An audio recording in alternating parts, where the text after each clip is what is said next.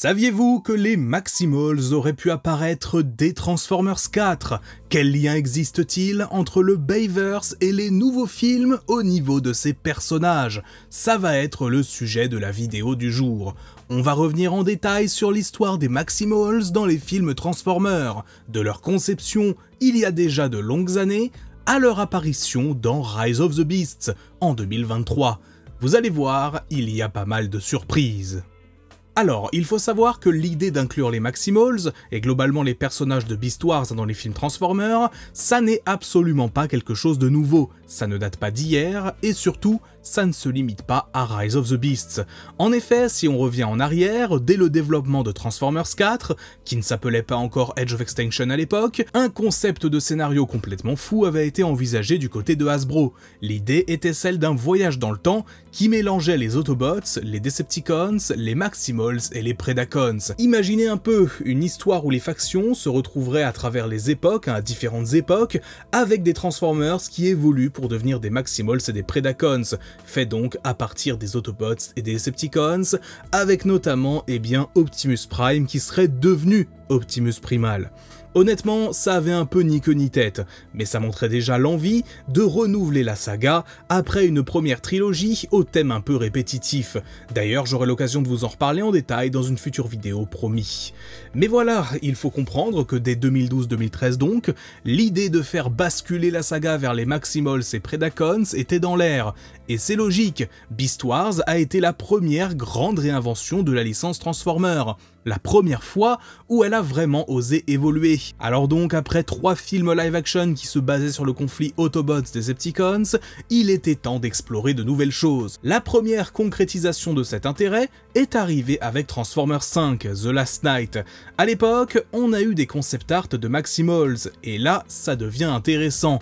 Commençons par Optimus Primal. Il était présenté sous la forme d'un gorille mécanique entièrement grisâtre, sans aucune touche organique, un design 100% technologique, avec une tête de gorille qui reprenait vaguement les traits d'Optimus Prime. Bref, une réinvention typiquement à la sauce Michael Bay. Mais ce n'est pas tout. En même temps que ce Primal, on a aussi eu droit à 2 versions de Cheetor. La première était assez basique, un personnage robotique aux couleurs traditionnelles de Beast Wars, c'était clairement une ébauche préliminaire du concept art. La seconde version... Là, on est parti, je sais pas où on est parti, mais on y est parti. Le mode de guépard était correct, une esthétique à la Michael Bay, avec des plaques métalliques et des engrenages visibles. Donc ça va, ça passait encore. Mais la tête du robot, c'est quoi ce truc? Je ne sais pas ce que le concept artiste fumait ce jour-là, mais ce design est vraiment immonde. En plus de Primal et de Cheetor, il y avait aussi un concept de serpent mécanique, probablement un Predacon. Est-ce que ça devait vraiment apparaître dans le film? Je ne pense pas, ni ça ni les Maximals. Mais ça montre que le studio commençait sérieusement à explorer les thèmes techno-organiques, même si dans les faits, les Maximals restaient absents. D'ailleurs, ça n'est pas une surprise que Paramount ait fait ce choix. Dès Transformers 4, on a eu les Dinobots, des dinosaures robots, certes 100% mécaniques, mais qui ont ouvert la voie. Puis dans The Last Knight, on a eu Dragonstorm, un dragon géant. Sans oublier dans les premiers films, des personnages comme Ravage, Laserbeak, Driller, le fameux ver géant de Dark of the Moon, ou même Hatchet, un Dread qui ressemblait à un chien mécanique. Et que dire de Devastator dans Revenge of the Fallen, avec sa posture de gorille, qui a les bras avant soutenant son corps. Bref, même sans les Maximals et les Predacons, le Bayverse a toujours flirté avec les formes animales, mais Rise of the Beast a finalement osé sauter le pas, après des années de concept art oubliés et de scénarios abandonnés.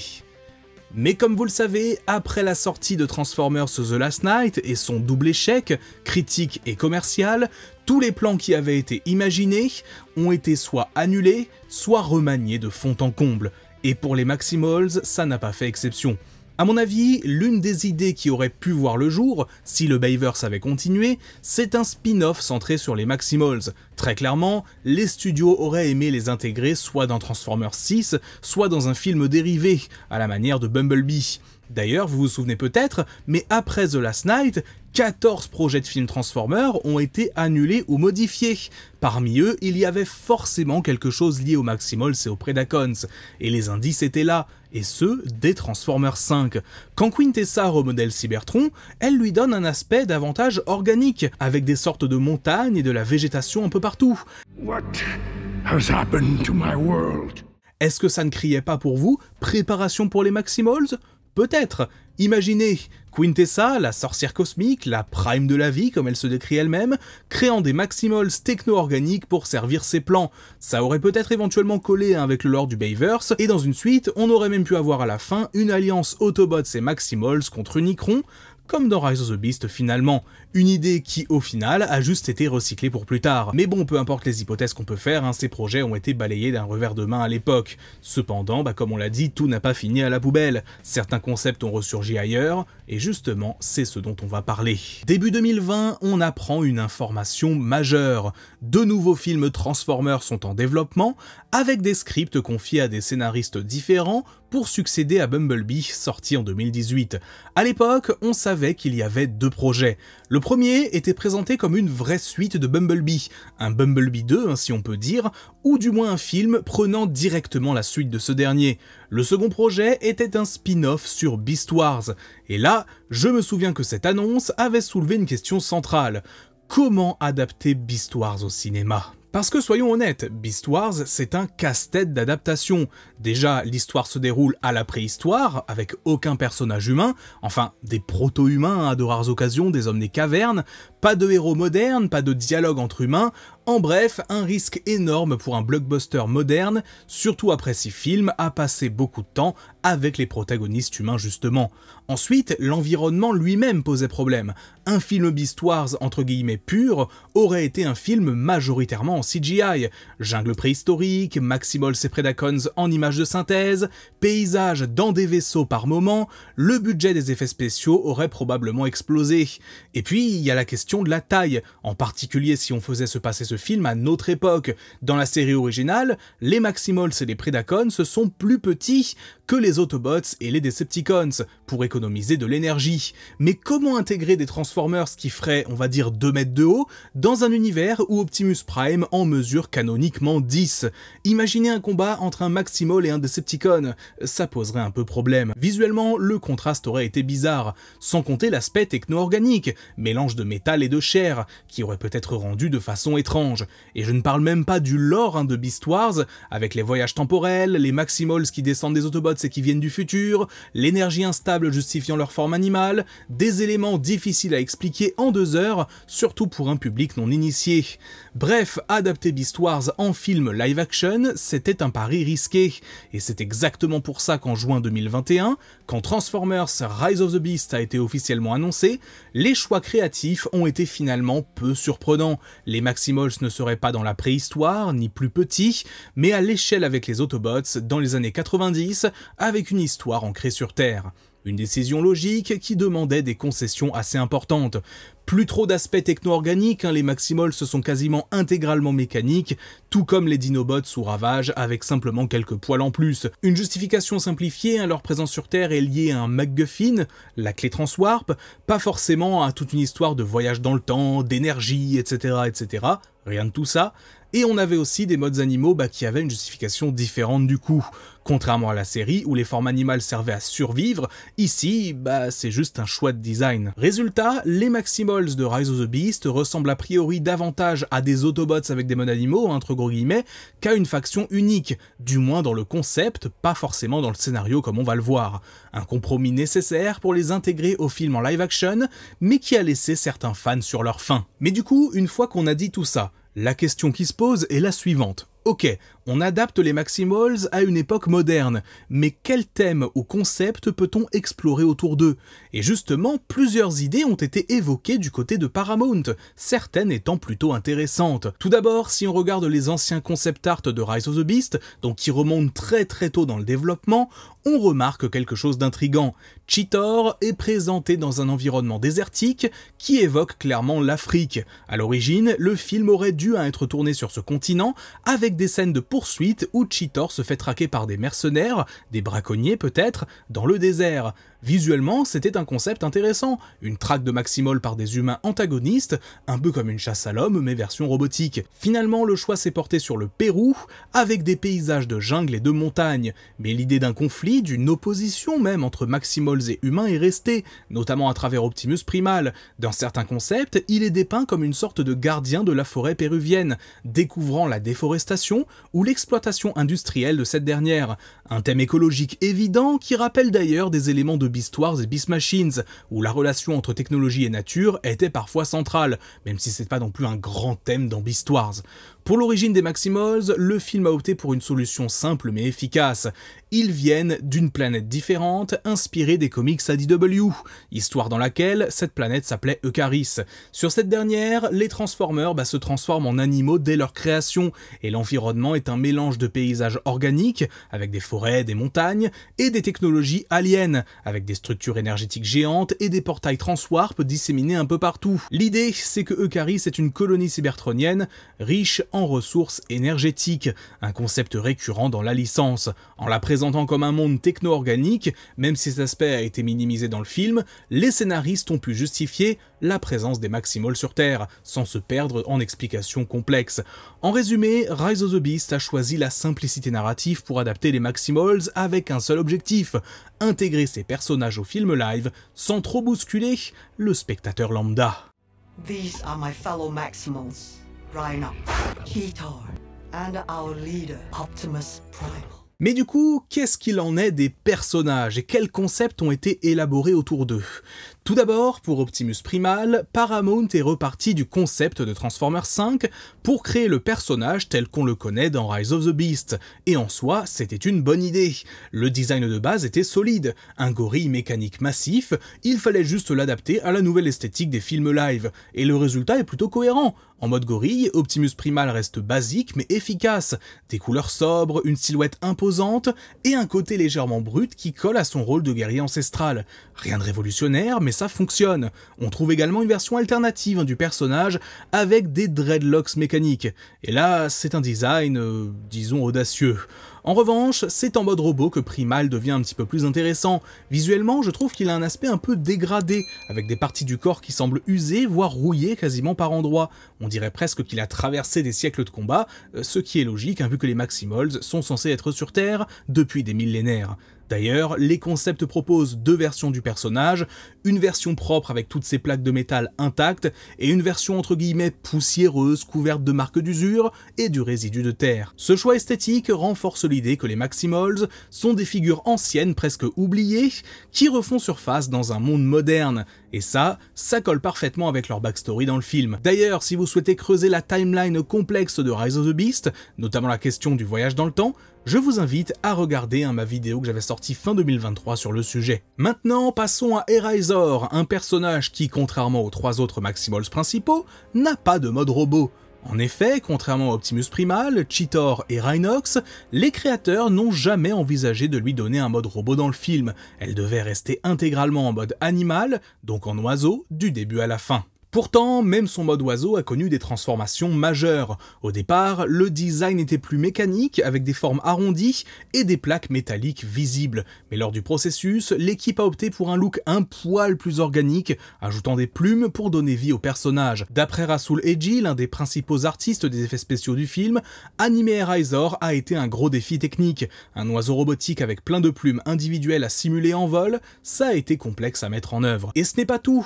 Les concept art initiaux la montraient avec un design un peu adouci, presque élégant, alors que la version finale est un poil plus agressive avec un bec acéré et des traits plus durs. À cause de son absence de mode robot sur les concept art, les designers de jouets de chez Hasbro ont dû improviser totalement pour créer un robot crédible. Imaginez un peu le casse-tête pour eux. Il fallait partir d'un oiseau CGI assez détaillé pour inventer une transformation qui n'apparaît jamais à l'écran. Le résultat, que ce soit sa version Studio Series ou dans la mainline, est finalement assez convaincant et en accord avec les autres personnages du film. Passons à Cheetor, et la bonne nouvelle, heureusement, On a totalement oublié le design désastreux qu'il avait dans The Last Knight. Pour Rise of the Beast, les créateurs sont repartis sur des bases saines, avec un guépard classique mais efficace. Le mode animal est assez proche de la série Beast Wars d'origine, avec des détails mécaniques visibles. En mode robot, Cheetor est clairement une réussite à mon sens. C'est un mélange entre sa version Beast Wars Transmetal et Beast Machines. Les couleurs le distinguent d'Optimus Primal, plus sombre, et ça fait du bien. Mais, et c'est quand même un gros mais, Cheetor manque cruellement de temps d'écran. Dans le film, Eraizor et Primal ont un rôle plus important, tandis que lui et Rhinox sont relégués au rôle de figurant. C'est vraiment dommage, on en reparlera après, car son design méritait plus d'attention. Et à ce propos justement, un Rhinox, le dernier Maximol, là pour le coup, on est sur du 100% fidèle à l'esprit de Beast Wars. Son mode rhinocéros est massif, avec des plaques d'armure épaisses et un air vraiment de tank vivant. Une version concept art lui ajoutait des pics dorsales, mais l'idée a été abandonnée pour rester plus sobre. Son mode robot est très réussi également, efficace, avec des tons marrons, très proches de l'original dans l'esprit. Quand on met tous les Maximols côte à côte, même sans le mode robot d'Eraizor, c'est une réussite visuelle globale. Les designs modernisent intelligemment les originaux, avec assez de nouveautés pour s'intégrer au film, mais sans trahir l'esprit des personnages d'origine. Alors oui, il manque peut-être un peu de couleur, en particulier Rhinox et Primal, mais dans l'absolu, on les reconnaît bien, et on voit que Paramount a fait des efforts pour respecter le matériau d'origine, ce qui est à souligner. Seul bémol, Cheetor a peut-être un design un poil trop sérieux, entre guillemets, comparé à sa version Beast Wars, où il incarnait la jeunesse du groupe. Mais est-ce que c'est grave? Pas vraiment. L'essentiel est là, l'âme des Maximols a été préservée, et ça fait plaisir à voir. Enfin, je parlais des Maximols, mais il en reste un que je n'ai pas encore évoqué. Ape Link, ça n'est pas vraiment un ajout de dernière minute, mais il a quand même été intégré tardivement dans la production, et en cela, il correspond bien à ce qu'il était à l'origine dans la licence visuellement, une simple recolo d'Optimus Primal. Cette version arbore une teinte argentée et est légèrement plus imposante et agressive, car il s'agit de l'ancien leader des Maximols, avant que Primal ne prenne sa place. Honnêtement, c'est une bonne réinvention du personnage, je l'aime beaucoup. Alors oui, clairement, c'est un gros gorille gris, argenté, il se transforme même pas non plus, même si on se doute que visuellement son robot ressemble un peu à Optimus Primal, mais voilà, globalement, je le trouve très cool, et encore une fois, bonne petite réinvention du personnage d'origine. Les Maximols ont été l'un des principaux arguments de vente de Transformers Rise of the Beast. Ils ont été largement mis en avant dans la promotion, notamment Optimus Primal. Cependant, mettre un personnage en avant dans une campagne promotionnelle ne garantit pas qu'il sera mémorable à l'écran. On se souvient de Shockwave dans Dark of the Moon ou des Dinobots dans Age of Extinction qui ont été beaucoup mis en avant, peut-être trop, alors que leur rôle dans le film était finalement limité, bien que mémorable dans le cas des Dinobots.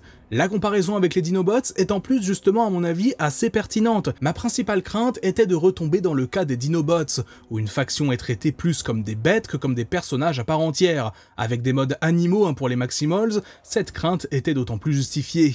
Heureusement, ces inquiétudes ont été rapidement dissipées.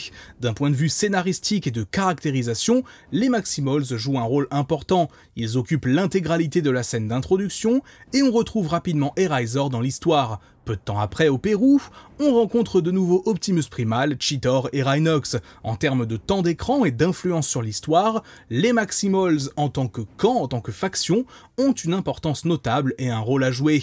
Je ne m'attarderai pas sur le cas d'Ape Link, car il est clairement là pour mourir et servir de leader sage, laissant la place à Optimus Primal. Son rôle est de faire obstacle à Scourge et de l'empêcher d'atteindre la clé Transwarp. Il n'y avait aucune intention de développer davantage ce personnage. Il est donc normal de le voir expédier rapidement.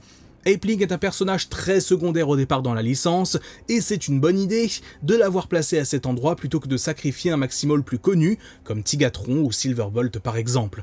Ape Link est en plus un personnage imposant en termes de taille, plus grand qu'Optimus Primal, et même que Scourge. Pour les quelques minutes passées avec les Maximols au début, il remplit bien son rôle, il n'est pas là pour être plus que cela.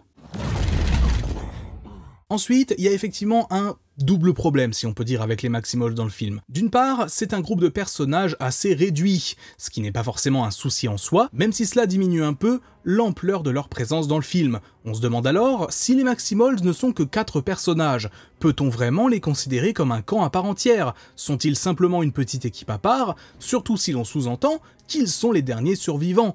The others, are they? I am all that is left. Ça fait un peu de peine car il existe de nombreux autres Maximals dans la licence qui auraient pu être présents. Si ces 4 sont vraiment les derniers, ça signifie qu'on a potentiellement raté plein d'histoires intéressantes. Je pense notamment à Rattrap, Silverbolt, Tigatron, et même à tous les autres personnages de l'ère Beast Wars, qu'ils soient Predacons ou d'autres Maximals découverts dans les comics d'ailleurs. Présenter un petit groupe de personnages est important pour éviter une surcharge justement de persos, cependant, si on nous dit explicitement qu'ils sont les derniers survivants, ça réduit quelque peu l'envergure et la prestance des Maximals en tant que faction, en tant qu'espèce presque. C'est une grosse différence avec les Autobots et les Decepticons, où on sait qu'il existe d'autres individus un peu partout dans l'espace, ou même sur Cybertron. Les possibilités semblent donc presque infinies. Dans le Bayverse, à la fin du premier film, on sait que d'autres Autobots se sont cachés ailleurs dans l'univers ou sur Cybertron. Avec les Maximals, j'ai l'impression qu'ils se sont tirés une balle dans le pied en suggérant qu'il n'en reste plus d'autres. Cependant, ce point scénaristique pourrait largement être oublié dans un futur film si la volonté de réintroduire d'autres Maximals était présente. Le véritable souci est que parmi les 4 Maximals, seuls 2 ont vraiment un rôle important. Optimus Primal joue un rôle de mentor pour Optimus Prime, ce qui est une bonne chose. C'est une sorte d'inversion des rôles puisque c'est Optimus Prime qui a inspiré Primal, et finalement il doit rappeler à Optimus Prime pourquoi il est important et pourquoi il doit redevenir celui qu'il est censé être. En théorie, c'est une bonne idée, mais l'exécution n'est pas totalement réussie, on y reviendra juste après. Ensuite, Eraizor est principalement là pour le lore. C'est un personnage fonction, si on peut dire, ce qui est dommage car plusieurs de ses scènes ont été coupées, dont une où elle développe une petite amitié avec Elena. Cette interaction aurait donné plus de poids à sa mort, surtout sachant qu'Elena, justement, assiste à cette dernière. Je me demande pourquoi ça a été coupé honnêtement. C'était court, ça s'insérait bien dans le film, et ça créait un peu d'affect. Les effets spéciaux n'étaient pas finalisés dans la version qu'on a vue, mais ils auraient pu l'être. C'est vraiment dommage. Du côté d'Optimus Primal, je pense qu'en termes de caractérisation, il est celui qui incarne le mieux la notion d'opportunité manquée. En tant que leader des Maximals, il est un guide moral même pour Optimus Prime, lui apprenant que l'humanité mérite d'être sauvée. I see that you are surprised we entrust the key to them. I've been amongst them a long time now. There is more to them than meets the eye. They are worth saving. C'est un personnage important, mais il a aussi ses propres conflits. Il a une sorte de rivalité avec Scourge et une volonté de vengeance, allant jusqu'à promettre de lui arracher son Spark, ce qui est assez violent. Cependant, ça ne mène à rien de concret dans le film. Le combat final, censé être un affrontement entre Autobots et Maximals face aux Terrorcons, se résume finalement à un affrontement entre Optimus Prime et Noah contre Scourge. Optimus Primal, quant à lui, se bat contre des clones de Scorponok et des Sweeps. C'est là que réside un véritable problème. Le principe même du film, avec sa morale entre guillemets, d'unir ses forces face à un ennemi commun, n'est pas respecté. Primal, qui a une raison personnelle de vouloir tuer Scourge, ne fait rien contre lui. D'un point de vue scénaristique, il aurait été plus intéressant et pertinent qu'Optimus Primal l'affronte aussi, voire même qu'il le tue. Il est caractérisé comme un personnage plus violent, et l'image d'un gorille renvoie à quelque chose de brutal. Il aurait pu aussi se sacrifier à la fin, même sans mourir, en inversant les rôles avec Optimus Prime. Ça aurait été plus intéressant que ce que le film nous a finalement offert. La caractérisation et l'arc narratif d'Optimus Primal ne sont pas bien exécutés. Cependant, dans le contexte des films Transformers depuis 2007, le simple fait qu'un personnage comme Optimus Primal ait un arc narratif, même imparfait et minuscule, est déjà appréciable. En ce qui concerne d'autres regrets, j'aurais aimé voir Optimus Primal plus souvent en mode robot qu'en mode gorille, mais c'est un choix délibéré du film. À l'image de Beast Wars et Beast Machines, les modes animaux sont aussi importants que les modes robots, voire plus parfois. Ils ne sont pas seulement des moyens de transport ou de camouflage, mais font véritablement partie de l'identité des personnages. En fin de compte, Optimus Primal reste relativement satisfaisant quand même et puissant, ce qui est toujours agréable à voir.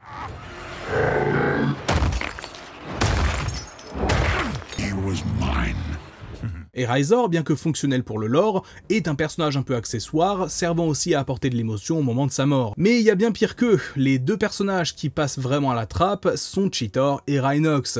Non pas parce qu'ils n'ont aucun arc narratif, ni parce qu'ils n'ont presque aucune réplique, comme c'est le cas de Rhinox qui n'en a pas, le problème c'est qu'ils n'ont même pas de scène pour se mettre en avant. On les voit dans quelques courtes séquences, avec quelques gros plans et quelques lignes de dialogue pour Cheetor, mais il y a très peu de scènes où ils sont au centre de l'attention, voire aucune en fait. Ce qui est dommage, c'est qu'une scène de ce genre existe dans une version précédente du script. Dans cette version, au moment où Noah et Elena découvrent le temple souterrain au Pérou, ce dernier devait être gardé par Cheetor et Rhinox. Ils auraient poursuivi ces derniers jusqu'à la jungle, où ils rencontrent ensuite Optimus Primal. Ça aurait été une scène de tension, où Cheetor et Rhinox auraient été perçus comme des menaces, des sortes d'animaux dangereux, mais au moins ça leur aurait donné une scène un tant soit peu mémorable. On peut d'ailleurs voir des extraits de cette dernière dans les premières bandes annonces. On ne sait pas vraiment pourquoi cette séquence a été supprimée. Certes, ça aurait demandé quelques raccords différents dans le film, mais rien de fondamentalement différent. On pourrait penser que c'était pour éviter trop d'actions en parallèle, étant donné qu'il y avait déjà la course-poursuite avec les Terrorcons, mais vraiment c'est tout. C'est dommage, car j'aurais voulu en voir plus de Cheetor et de Rhinox à l'écran. J'aurais aimé qu'ils aient vraiment quelque chose à faire. Et ça nous ramène à l'un des problèmes fondamentaux de Rise of the Beast, il y a trop d'éléments qui se mélangent et pas assez de temps pour bien les traiter. À la différence cependant de certains films du Bayverse, notamment The Last Knight, ils ont préféré supprimer quelques points, même si ça signifiait que certains personnages n'avaient aucune caractérisation. C'est le cas de Cheetor et Rhinox, mais le film a été plus digeste et le scénario, bien que laissant certains personnages de côté donc, n'a pas été aussi dispersé que le Bayverse. Il est même extrêmement simple. Cela a rendu le film plus efficace, mais malgré tout, oui, il faut le dire, certains concepts restent sous-exploités. Et on en revient donc inévitablement à ce que j'avais mentionné plus tôt. Adapter Beast Wars et les Maximals est très compliqué. Paramount a tenté de le faire de la manière la plus simple et évidente, même si cela impliquait inévitablement des concessions. Je me demande ce qu'il se serait passé si Paramount avait réalisé un véritable film Beast Wars, pas nécessairement un film se déroulant à la préhistoire, mais un film centré uniquement sur les Maximals. Par exemple, un film tourné entièrement au Pérou, avec des acteurs péruviens, ou un film se déroulant dans la jungle autour du Machu Picchu. En parallèle, un autre film aurait pu raconter les aventures des Autobots sur Terre, pour finalement les rassembler dans un long métrage suivant, où ils forment une alliance contre Unicron. Ça aurait peut-être donné quelque chose de plus cool. En parlant des Maximals, les grands absents de ce film sont bien sûr les Predacons. J'ai déjà consacré une vidéo analyse à ce sujet fin 2023. Les Predacons, censés être les grands méchants face aux Maximals, sont totalement absents. Pire encore, on sous-entend via certains concept art qu'ils sont morts, ou du moins ceux qui étaient sur Terre. Ça signifie qu'il s'est passé des choses, mais nous ne savons pas quoi, et ces événements auraient pu être plus intéressants que ce qu'on a vu dans le film final. Il y avait notamment ce concept art de Rampage qui aurait dû être présent dans le temple souterrain. Un modèle 3D lui avait même été créé, mais c'est un autre sujet que j'ai déjà traité du coup dans cette autre vidéo. Avec le crossover avec les G.I. Joe à l'horizon, peut-on vraiment espérer revoir les Maximals à l'écran? D'un côté, ça serait pertinent, ne serait-ce que du point de vue de l'univers établi, et d'un point de vue pragmatique, les modèles 3D des personnages existent déjà. Les utiliser pour un seul film n'est peut-être pas la meilleure idée, autant les faire revenir et leur donner un peu plus de temps d'écran. Cependant, dans une intrigue qui se veut résolument militaire et humaine avec les G.I. Joe, y aura-t-il de la place pour les Maximals? Et même si c'était le cas, comment les intégrer? Pour l'instant, jusqu'à preuve du contraire, ils sont toujours tranquillement dans leur jungle au Pérou. À mon avis, et ça me fait un peu de peine de le dire, on n'est pas prêt de revoir les Maximals dans les films Transformers. Tout est possible, et je serais le premier ravi de revoir Optimus Primal, même si ça signifie de le faire se battre contre Cobra Commander, ce qui serait amusant, bien que ça n'ait aucun sens. Tout ça pour dire que déjà que l'avenir des films Transformers est encore incertain et difficile à prévoir, même si le film avec les G.I. Joe a été confirmé, l'intégration des Maximals dans une future histoire reste encore plus floue, car je ne vois vraiment pas comment ils pourraient s'y greffer. Honnêtement, je vais pas non plus jeter la pierre à Paramount pour avoir tenté le concept des Maximals. On en était déjà au 7e film Transformers en live action, et les Maximals auraient pu arriver encore plus tôt, dès le 4e comme on l'a vu. C'était un concept qui allait forcément être utilisé à un moment donné, et c'est le moment qu'ils ont choisi. Ce n'était peut-être pas la meilleure façon de le faire rétrospectivement, mais ça a été fait, et disons-le, ça aurait pu être bien pire. Le concept en lui-même a été correctement adapté, les personnages ont été plutôt respectés, que ce soit en termes de personnalité ou de design, même si certains sont très peu présents. Le seul problème, c'est qu'on n'en a pas vu assez comme je l'ai dit, et que le film n'est pas allé assez loin sur de nombreux points. Mais peut-on parler de trahison des personnages, comme pour certains films du Bayverse? Pas du tout. En tant que fan, revoir les Maximals sur grand écran dans Rise of the Beast fait toujours plaisir. Ça me réjouit de savoir que ces personnages ont aussi eu leur moment au cinéma. Quand Optimus Primal a crié Maximize pour la première fois dans le film, ça m'a vraiment fait quelque chose, car c'était quelque chose que j'attendais depuis longtemps. Bien sûr, c'était du fanservice, et peut-être pas totalement mérité dans l'absolu, mais ça m'a fait plaisir, et je ne peux pas nier ce que j'ai ressenti en voyant ces personnages portés à l'écran. Voilà pour cette très grosse vidéo analyse, j'espère qu'elle vous aura plu, j'espère vraiment que le sujet vous aura intéressé, j'ai vraiment voulu creuser en profondeur sur les Maximals aujourd'hui, dites-moi ce que vous en avez pensé en commentaire, n'oubliez pas comme toujours de lâcher le petit pouce bleu pour soutenir la chaîne, c'est peu mais ça aide énormément. Abonnez-vous, mettez la cloche si ce n'est pas encore fait pour ne rater aucune des prochaines sorties. Sur ce, c'est tout pour moi, c'était Magnus, on se dit à très vite pour du nouveau contenu. Ciao!